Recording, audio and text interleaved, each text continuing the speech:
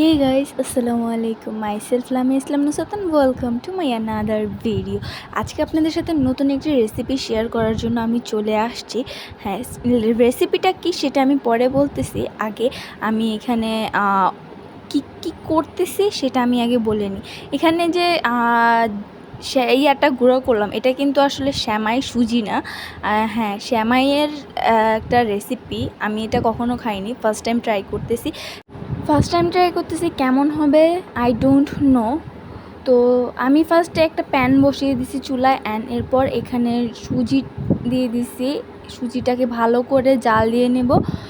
তারপর এটার মধ্যে আমি একটু চিনি দিব। চিনি প্রায় আমি 4 চামচের মতন দিছি, কারণ মিষ্টি আপনারা যেরকম খান ওরকম। আমি 4 চামচের মতন চিনি দিছি। দেন আমি একটু দুধ দিছি, গুঁড়া দুধ। চাইলে আপনারা লিকুইড যে দুধটা আছে এটাও দিতে পারেন, কিংবা ওই ড্যানিশ যে দুধটা আছে এটাও দিতে পারেন। আমার কাছে গুঁড়া দুধ ছিল, এই কারণে আমি গুঁড়া দুধটাই দিলাম। তো দিয়ে কতক্ষণ নেড়ে নেব। আর এটা কিন্তু চুলায় রেখে নাড়লে হবে না, কারণ নিচ দিয়ে লেগে যেতে পারে। আর আমি এখানে একটু পানি অ্যাড করতেছি, কারণ কি ড্যানিশ দুধটা কিংবা লিকুইড দুধটা দিলে ওই টাইমটা পানি দেওয়া লাগবে না। যেহেতু গুঁড়া দুধ দিচ্ছি, এটাকে একটু আঠালো করার জন্য আমি এখানে পানি ইউজ করতেছি। আপনারা পানিটা স্কিপ করলেও পারেন। তো আমি এখানে জাস্ট পরিমাণ মতন দিচ্ছি, যেন বেশি আঠালো না হয়ে যায়। আর আমি এখানে কিন্তু স্টিল নেড়ে যাচ্ছি, কারণ এটা নিচে লেগে যাবে এই জন্য। তো আমি পানি দিয়ে কিছুক্ষণ এটাকে নেড়ে নেব। নেড়ে নেওয়ার পর এটা আমি একটু পাশে নামিয়ে রাখছি, কারণ কি নিচ দিয়ে লেগে যাবে। ভালো করে নাড়তে হবে।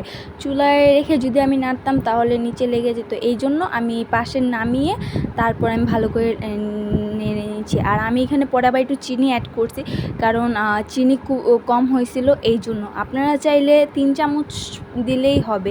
তো আমি এখানে চিনি দিছি, আমার ইয়াটাতে চিনিটা বেশি হয়েছিল, বাট সমস্যা নেই, আমরা আবার একটু চিনি বেশি খাই।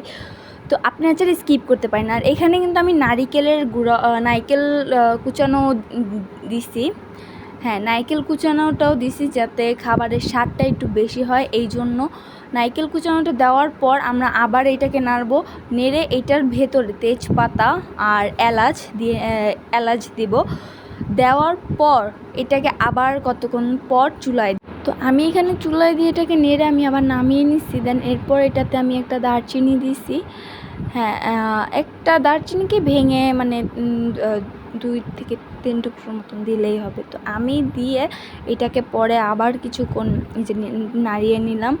আর এখানে আমি নারকেলটা যে দিছি, আমার এটা একটু বরফ ছিল, তো হাত দিয়ে আমি এটাকে ভেঙে দিছি। দিয়ে দেন আবার নাড়া শুরু করব।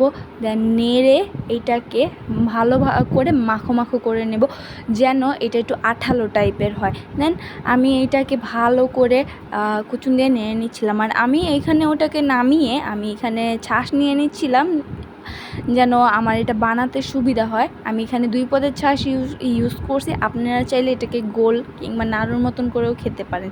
সো আমি এটাতে ঘি দিয়ে মাখিয়ে, ঘিটাকে ওই যে ছাঁচের উপরে মাখিয়ে তারপরে আমি এটাকে গোল করে ওই ছাপ দিয়েছি। আর দেখুন দেখতে যে কী সুন্দর লাগছে।